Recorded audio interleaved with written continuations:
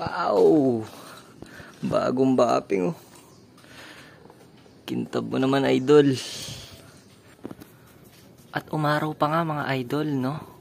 Mukhang masarap yata mag-gala-gala. Natin helmet. LS2. Ito na lang pare. Ito akin to eh. Kay tatay ko yan eh.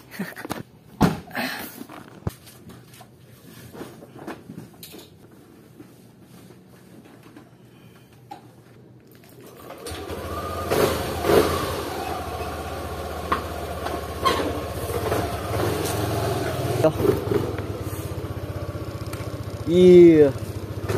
Gusto na ako diya.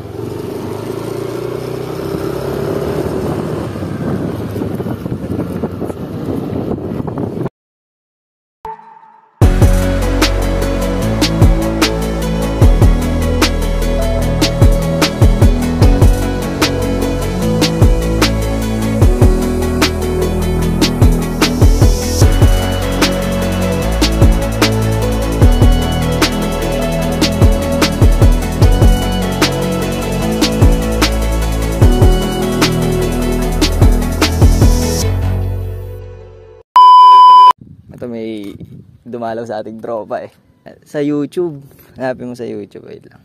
Ayun ako. Ito?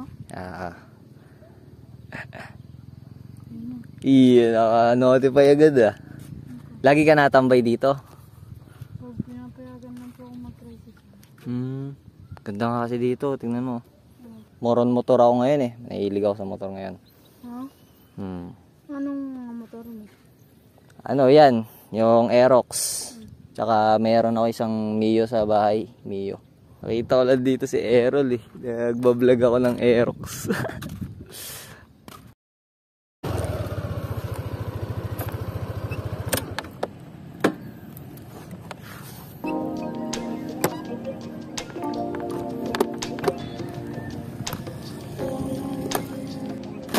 Kahapon, habang nag-vlog ako, may nanonood sa aking bata. In-approach ko siya. Mahilig din pala siya sa motor, kaya napakwento ako, hindi ko na natapos yung vlog ko. Anyways.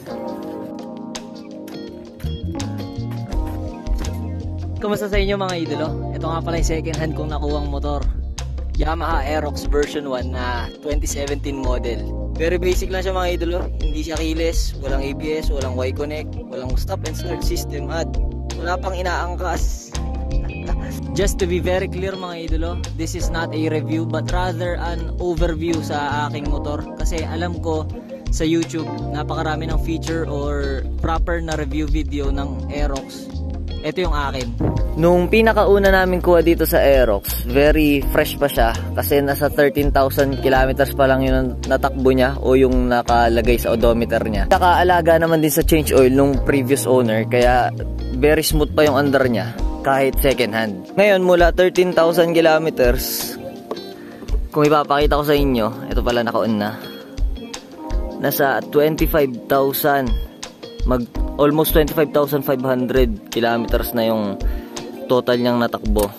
Off natin, baka malobat. Bali naka 12,500 kilometers na yung nadagdag namin simula nung napasamin to. Kasi ito yung ginagamit naming daily driver. Kasi napaka capable nga nung Aerox. Tuwang-tuwa din ako dito sa Aerox kasi nasa kanya yung convenience ng pagiging scooter dahil nga kasi automatic.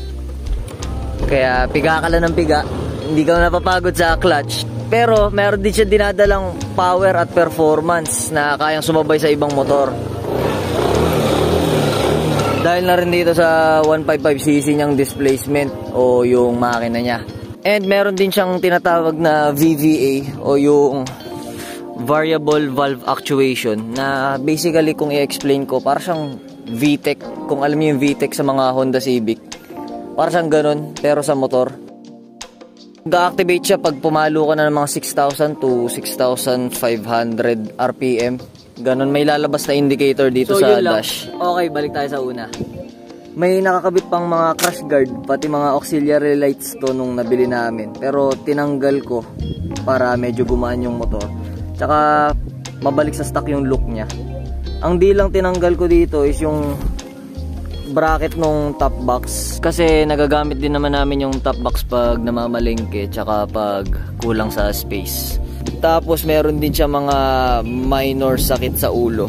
Kagaya nitong mga shock or suspension nito. Dito sa front suspension, pina-repack na namin yan tsaka pinapalitan na namin ng mga oil seals kasi leak na yan nung unang kuha namin. So, maintenance na namin yan. Tapos, ang ginawa namin dito sa likod naman ng mga suspension, pinapalitan na namin to ng KYB dual shocks. Ito yung may baso. Actually, mas maganda yung play niya. Lalo na sa rides, mas naging komportable yung passenger princess ko. Si mama po yun, mga idol. Yung mga gulong or tires din, upod na yan nung nakuha namin. Kalbong-kalbo na kaya pinalitan na namin yan ng mga budget mill tires lang. Stock sizes lang para di mabago masyado yung handling niya. 110 by 80 dito sa harap, tapos 140 by 70 dun sa likod. Dito sa dalawang switches, pareho na siyang aftermarket.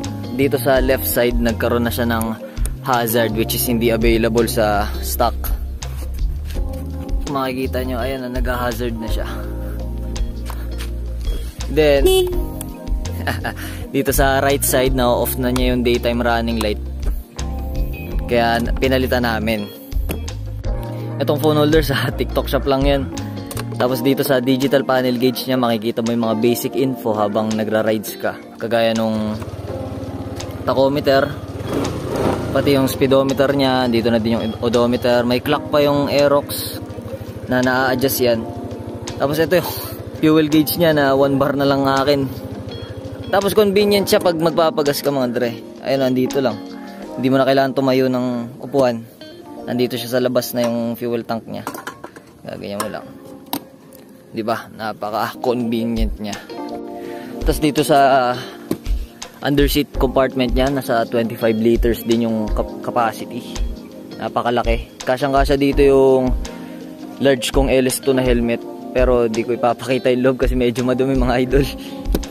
Tuwan-tuwa talaga ako dito sa Aerox. Ito yung pinaka-paborito kong motor sa lahat.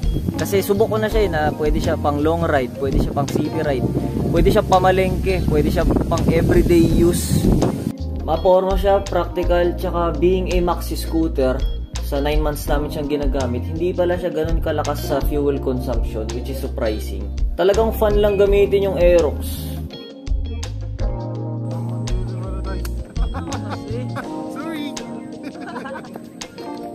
Dito na po nagtatapos ang ating video.